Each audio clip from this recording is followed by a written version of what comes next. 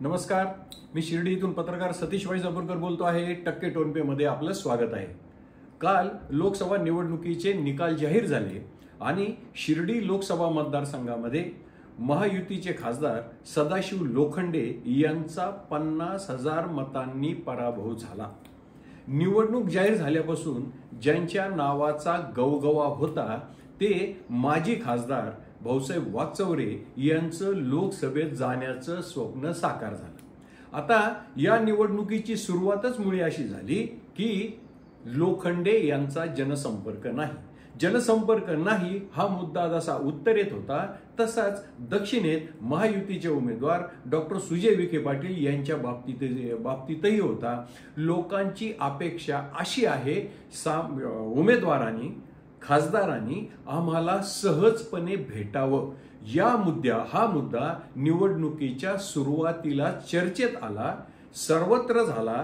त्यामुळे लोखंडेंचा या मतदारसंघामध्ये जनसंपर्क नाही, या उलट महाविकास आघाडीचे खासदार भाऊसाहेब वाकचौरे हे जनसंपर्कात आघाडीवर होते, आघाडीवर राहतील या अपेक्षेने मगाशी मी सांगितल्याप्रमाणे निवडणूक जाहीर झाल्यापासून वाकचौरे यांच्या नावाचा गवगवा होता। त्याच मुद्द्यावर लोकसभेत जाण्याचं स्वप्न साकार झालं। वातावरण या निवडणुकीत असं होतं, ज्या दुधाच्या व्यवसायावर शेतकऱ्याची उपजीविका अवलंबून आहे बऱ्याचशा शेतकरी कुटुंबाची, त्या दुधाचे भाव कोसळलेले होते, कांद्यावर निर्यात बंदी लावलेली होती, सोयाबीनचे भाव पडलेले होते, शेतीचं पाणी गेलेलं होतं, निळवंड्याच्या पट्ट्यातलं पाणी प्रवरा नदीतून वाहताना शेतकरी बघत होते। कमालीच्या हॉट अतिशय जनतेचा मूड संतापलेला होता आणि वाकचौरे यांना काही न करता विजय मिळेल अशी परिस्थिती होती। अँटी इन्कम्बन्सीची लाट अत्यंत भरात होती। अशा वातावरणामध्ये वाकचौरेंचा गवगवा न झाला तरच नवल। आता बघा, या सगळ्या पार्श्वभूमीवर मुख्यमंत्री एकनाथ शिंदे यांनी अतिशय उत्तम मॅनेजमेंट करून लोखंडे साहेबांच्या मागे मोठ्या नेत्यांची फौज उभी केली। त्या मोठ्या नेत्यांमुळे ही अँटी इन्कम्बन्सीची लाट थोपवण्यात लोखंडेंना बऱ्यापैकी यश आलं। त्यामुळे हे मताधिक्य म्हणजे वाकचौरेंचं मताधिक्य 50,000 पर्यंत रोखता आलं। निवडणुकीच्या सुरुवातीला असं वातावरण होतं की ही निवडणूक एकतर्फी वाकचौरे यांच्या बाजूला झुकलेली होती। या निवडणुकीला अनेक कंगोरे आहेत, पण आज आपण त्यातल्या एकाच कंगोऱ्याविषयी चर्चा करू की जो मला स्वतः लोखंडे साहेबांनीच काल निवडणुकीच्या निकालानंतर सांगितला। त्यांनी सांगितलं, सतीश भाऊ, आपल्या शिर्डी लोकसभा मतदारसंघामध्ये अशी ही जिरवाजिरवी हा चित्रपट मला अनुभवायला मिळाला।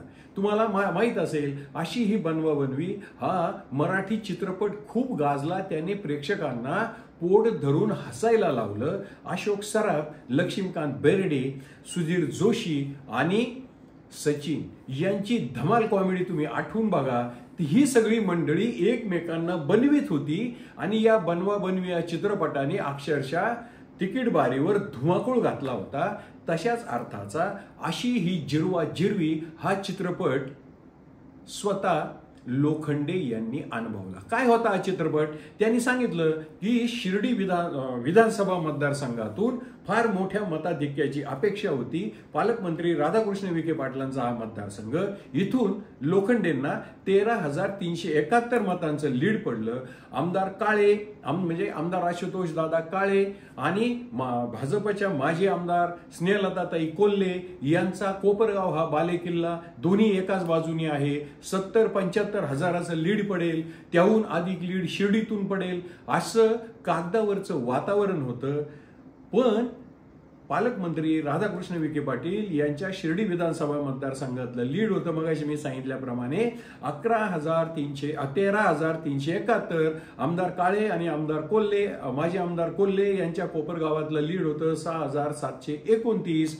आता बघा, ज्या श्रीरामपुरातून मताधिक्य मिळेल की नाही अशी धाकधूक होती, तिथे माजी आमदार भानुदास मुरकुटे साहेब भाजपचे लढवय्ये कार्यकर्ते प्रकाश चित्ते आणि विखे पाटलांची श्रीरामपूरमधली यंत्रणा या सगळ्यांचा एकत्रित प्रभाव म्हणून जिथे अपेक्षा नव्हती त्या श्रीरामपूरमधून 11,585 मताचं लीड लोखंडेंना पडलं.